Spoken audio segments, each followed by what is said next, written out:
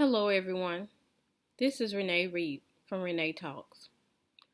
I remember the day that I learned that there was a difference between black people and white people. I was 6 years old, and I had went to the doctor's office with my grandmother. There was a waiting room for white people and a separate waiting room for black people. I was sitting with my grandmother in the black waiting room. The white waiting room had filled up, so that meant that some of us had to give up our seats in the black waiting room at the doctor's office. So I got out of my seat and I sat in my grandmother's lap.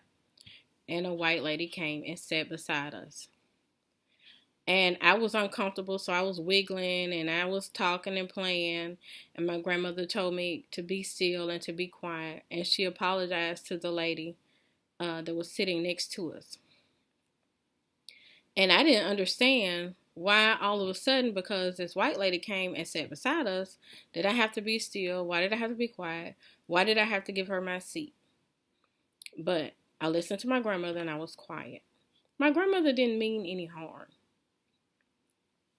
She was just telling me how to be safe, how to do things in a peaceful manner, how to carry myself. But I believe from that moment on, what registered with me was to be quiet, not to say anything when I felt like something was unfair, when I felt like that my color was causing me to be treated in a different way. Fast forward to high school.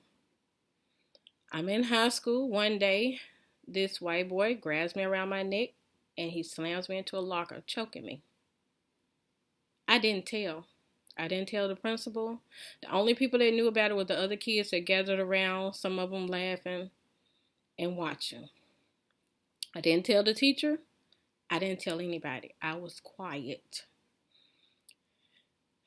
and hoping that it would go away, that everybody would soon forget. Then fast forward to 2020, March 2020. I'm on my way to work that day.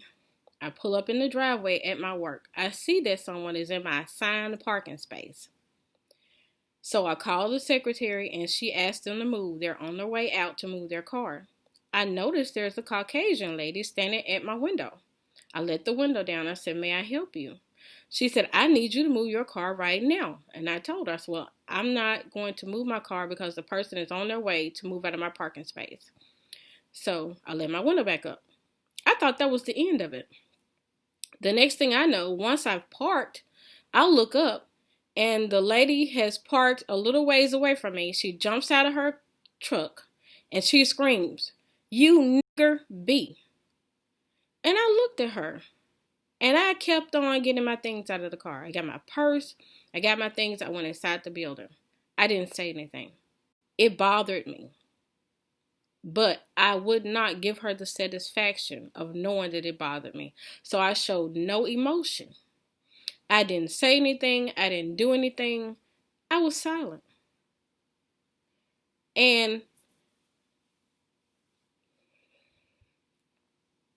I just went on with my workday.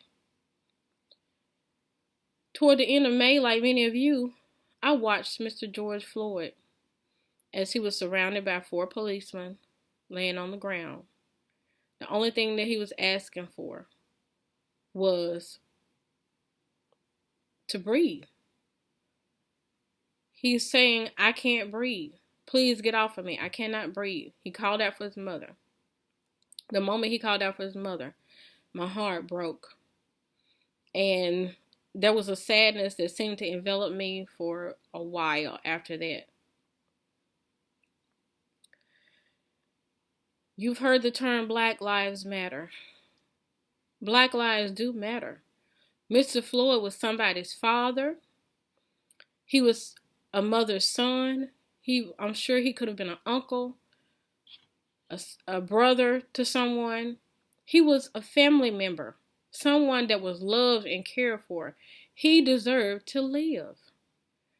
And he was singled out for no other reason and abused for no other reason than the color of his skin. This is not right. I'm tired of being quiet. I'm tired of being silent. I have to use the voice that God gave me to say that Black lives matter. We matter. I've tried to give advice to young Black men.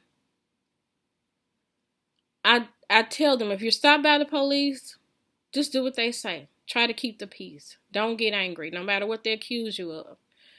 We tell them to keep their hands on the steering wheel. We tell them to say yes, sir, and no, sir. But I need you to tell me, anyone that can tell me, what advice do we give to our men, our boys, our Black men, our Black boys, to help them to live, to help them to survive a routine traffic stop? When will Black women stop being called angry for standing up for their rights? Mr. Floyd can't speak for himself any longer. But we can. We can stand up and say Black lives matter. We shouldn't have to bury our sons and our nephews that are 25 and 20 and 21 and 16 and 17 years old. That is not right for parents to have to bury their own children at such a young age. You can say all lives matter, but I'm asking you, if you're a different race than Black, how many teenagers, relatives, young boys, young men, or men, period, have you had to bury because they were singled out because of the color of their skin? I'm not angry. You can say I'm angry. I'm hurt. I'm crying out because Black lives matter. Our sons have a right to grow up, graduate college, pursue their dreams, pursue their lives, and live long, healthy, full lives. I shouldn't have to get up in the morning and look on Facebook and see a live funeral of a child that never reached 25 years old. I'm calling him a child because he is so young and yet his life is over because of violence and gun violence. Somebody has to speak out. Somebody has to do something. This is not okay. It's not okay. If you're yelling all lives matter, then please realize that Black lives matter. Black lives are under attack. All lives are not under a major attack right now when it comes to violence and racial discrimination. It's targeted at Black lives. Speak out. Speak up. Be the change that you want to see in this world. The 3 policemen that stood and watched what went on didn't do anything. I didn't see them trying to help. And that's not right.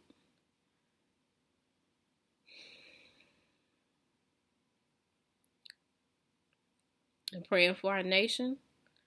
I'm praying for our country. I'm praying for Black men everywhere, for their safety,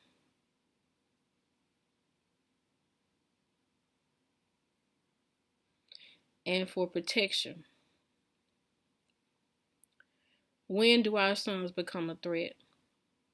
When do you see them as somebody that's trying to rob you or trying to hurt you? Will you look on them as a criminal when they try to hold the door for you so you can walk into the store? Will you think that they're trying to rob you if they help you cross the street? Or will you realize that that's a mother's child, that's someone's son, that's someone's uncle, that's someone's friend? They're a human being just like you, and they don't deserve to be judged by the color of their skin. Please judge them by the content of their character and don't prejudge them by the color of their skin.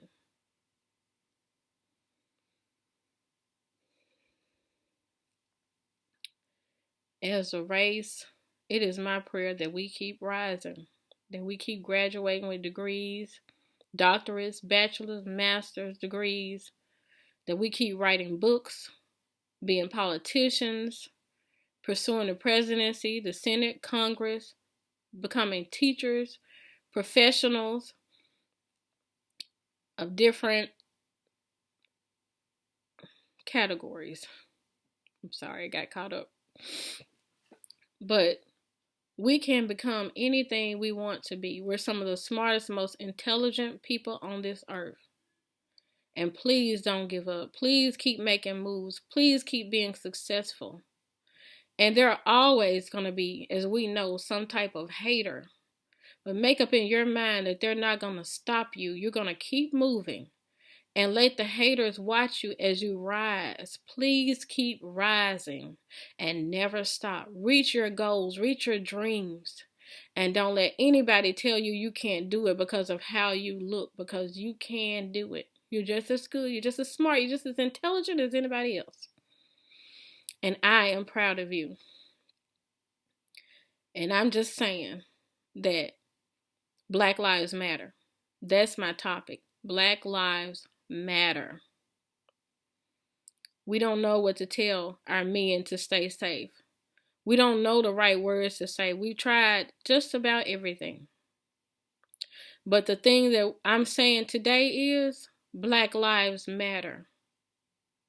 Please recognize and please realize that there is a war going on against people of color.